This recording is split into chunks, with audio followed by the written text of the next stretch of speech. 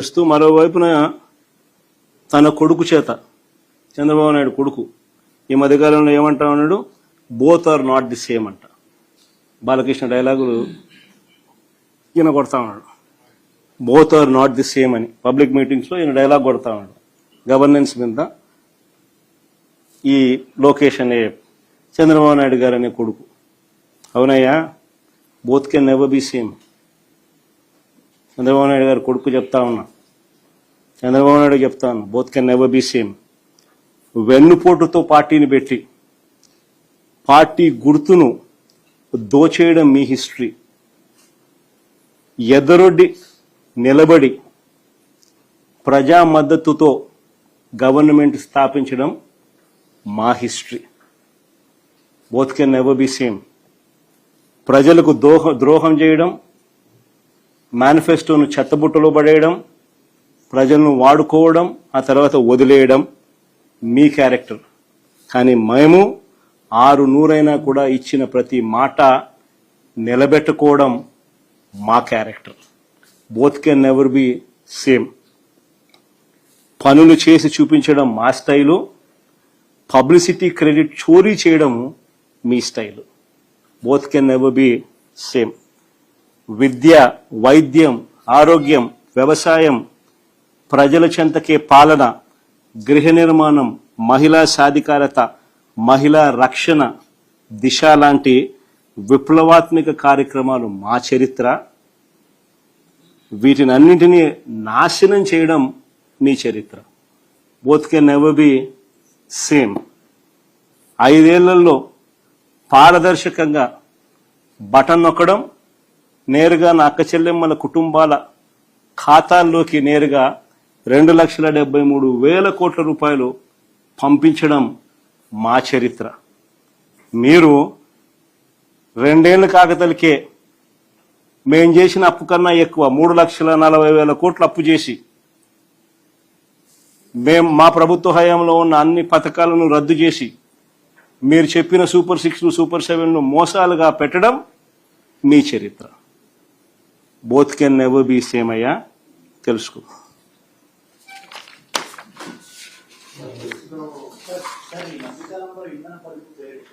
రమేష్,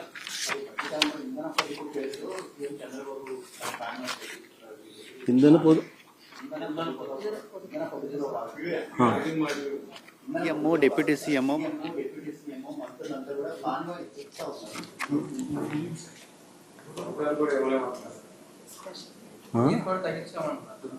అంటే ప్రస్తుతం మంత్రులే సైకిల్ మీద తిరుగుతున్నారు. రాష్ట్రంలో పథకాలు అమలు అనేది జరగకపోవచ్చు అని కూడా అని ఈయన చెప్తా ఉన్నాడు. మన చెవులో పూలు పెడతా ఉన్నాడు. ఈయన చెప్పిన మాట కనీసం ఈయన కొడుకు ఇండు, ఈయన దత్తపుత్రుడు ఇండు. ఎవరింటా ఉన్నాడు చెప్పు? ఒక్కొక్కరికి ఒక్కొక్క ప్రైవేట్ చాపరు, ఒక్కొక్కరికి ఒక్కొక్క ప్రైవేట్ విమానం. ఈరోజు నీకు అక్కడ ఎయిర్పోర్ట్లోకి పోతే 3 విమానాలు కనిపిస్తాయి, 3 చాపర్లు కనిపిస్తాయి. ఈ ఎయిర్పోర్ట్లో కానీ, హైదరాబాద్ ఎయిర్పోర్ట్లో కానీ. వీళ్ళు ఎక్కడుంటే అక్కడ ఒక్కొక్కరికి 2. వీళ్ళు మిగతా విషయాలన్నీ వీళ్ళు ఇట్లన్నీ కథలన్నీ మనకు సోది చెప్తారు.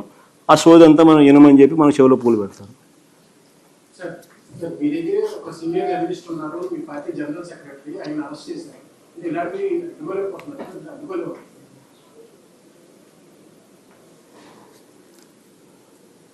అడ్డుకోవాలి హరీష్. ఒకటి ఏంటంటే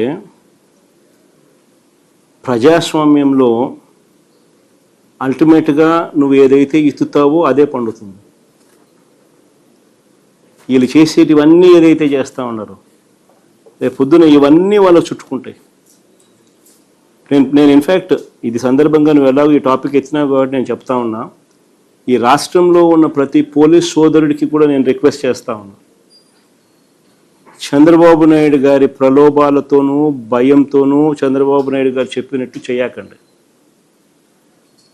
ఎందుకంటే రేపు పొద్దున వీటి అన్నిటి మీద ఎంక్వైరీలు జరుగుతాయి. ఎవరెవరు తప్పులు చేసినారు ఆ తప్పులన్నిటి మీద ఎంక్వైరీ జరుగుతుంది. ఎంక్వైరీ జరిగి ఆ తప్పు చేసిన అధికారులందరినీ చట్టం ముందు నిలబెడతాం దోషులుగా.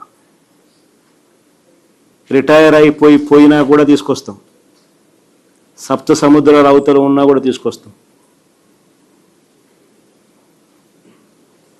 లుక్అవుట్ నోటీసులు ఇస్తాం, అన్ని రకాలుగా ఏమేం చేయాలని అన్ని చేస్తాం. అందుకని గవర్నెన్స్లో ఉన్న వాళ్ళు ఖచ్చితంగా వేసే ప్రతి అడుగు కూడా రేపొద్దున ఇదే మనకు చుట్టుకుంటే ఎలా అని ఆలోచన చేసి వేయాలి.